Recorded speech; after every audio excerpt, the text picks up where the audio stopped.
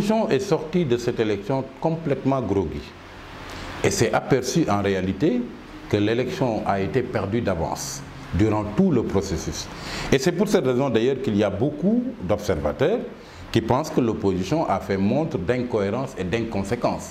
Parce qu'il était clair que le processus était biaisé à partir du moment où il y a eu une invalidation d'un certain nombre de candidatures, que le code électoral a été modifié et qu'il y a eu cette fameuse loi sur le parrainage qui biaisait totalement le jeu. Et donc, au jour du scrutin, tout s'est passé relativement normalement. Et d'ailleurs, toutes les missions d'observation ont eu à saluer le bon déroulement du scrutin. Mais malheureusement, l'opposition avait perdu d'avance. Et comme ils n'ont pas eu à mettre en place une coalition qui leur permettrait d'avoir un maillage du territoire national, d'avoir des mandataires un peu partout, mais ça s'est traduit par l'incapacité dans laquelle ils se sont retrouvés de pouvoir faire recours. Donc finalement, ce n'est pas étonnant. Et d'ailleurs, il y a un cas qui est assez symbolique de cette impréparation de l'opposition. Figurez-vous que même à Dakar, un candidat comme Madické Niang a enregistré une absence de mandataire dans beaucoup de bureaux de vote.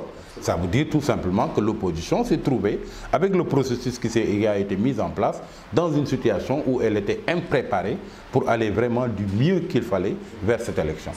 De toutes les façons, il y a un grand contraste entre l'ampleur de la victoire du président Macky Sall et la situation qui a prévalu à la suite de la proclamation de son résultat. Finalement, les Sénégalais, je ne crois pas qu'ils étaient enthousiastes d'avoir réélu le président Macky Sall. En dehors de quelques manifestations de joie, d'allégresse, qui a eu lieu peut-être au siège de l'APR, on n'en a pas enregistré un peu partout. Ce qui est quand même assez étonnant pour quelqu'un qui a eu à gagner avec un score aussi important de 58 et quelques %. Et c'est pour cette raison que moi je considère que l'opposition n'a pas été ridicule. Vu les conditions que je viens d'énumérer tout à l'heure, dans lesquelles cette opposition est allée à cette élection, ils ont le mérite, malgré tout, d'avoir tenu la dragée haute au président Macky Sall.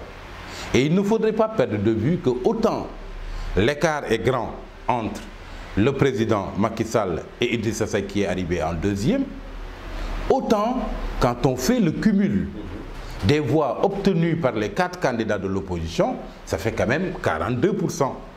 Et 42 %, c'est une masse quand même assez critique. Et je crois que ça a interpellé un peu le président Macky Sall, qui, lors de sa déclaration, a eu à en faire cas. Il a dit que sans doute, il y a des Sénégalais qui lui reprochent un certain nombre de choses, qu'il y a également des Sénégalais qui auraient aimé le voir faire un certain nombre de choses et qu'il n'a pas eu à faire, et par conséquent, il doit en tenir compte. Et je crois que quelque part, la thématique qui a été développée par l'opposition globalement durant cette élection, et qui constitue le passif du bilan de Macky Sall, lui-même il s'en est aperçu.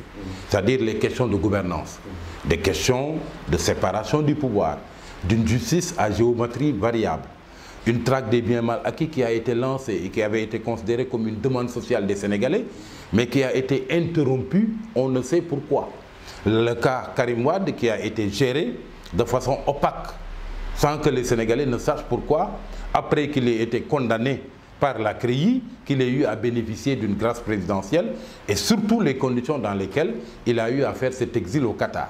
Donc le président Macky Sall lui-même est conscient que sans doute parmi les 42 % de Sénégalais qui ont voté contre lui et qui ont choisi des candidats de l'opposition, il y en a énormément peut-être qui lui reprochent cette gouvernance qu'ils ont trouvée pas tout à fait nickel et qui était assez clivante, surtout en termes de justice, où il y avait l'impression que quand on appartenait au camp du pouvoir, on pouvait faire tout ce que l'on veut sans que ça ne tire à conséquence.